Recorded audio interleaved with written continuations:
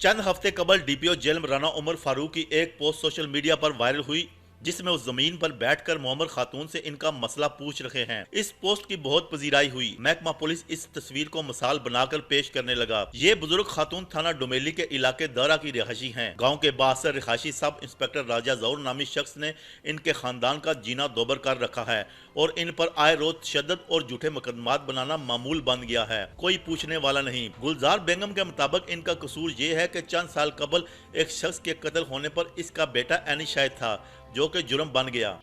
जरूर है, थंदार है, वो सारा लोग ही उस तो डरना, अस भी डरने सा। सारे बेड़े चच के असा मारिया, उल्टा बच्चा पुलिस असा ते कर दिता।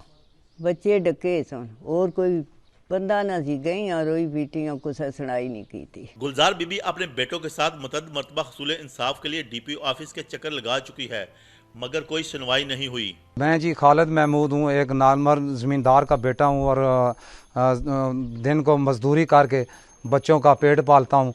और हमारे गांव का एक सब इंस्पेक्टर है मोहम्मद ज़हूर, उसने हमारा जीना हराम किया हुआ है। हमारे बच्चे सारे उससे डर के मारे घरों से बाहर नहीं निकलते और आए दिन वो मेरे भी रास्ते रोकता है और मेरे साथ भाइयों के भी रास्ते रोकता है। बच्चे उससे बड़े डर रहे हैं। तो उसकी वजह नाद ये है कि गांव का एक 3-3.5 साल पहले एक कत्ल हुआ था, उसका मैं गवाह हूँ, जिसकी वजह से वो कहता है कि गवाही से हट जाएं, गवाही जो दे रहे हैं इससे वापस आ जाएं, वापस ले लें गवाही। उसके जद में हमारे साथ भी ये ज़्यादतियाँ करता है। इन मेहनतकश गरीब लोगों ने वज़ीर पंजाब और आईजी पंजाब से फौरी नोटिस लेने का मुतालबा किया है। फैसल कैनी, जेएलएम अपडेट्स, डोमेली, जेहलम।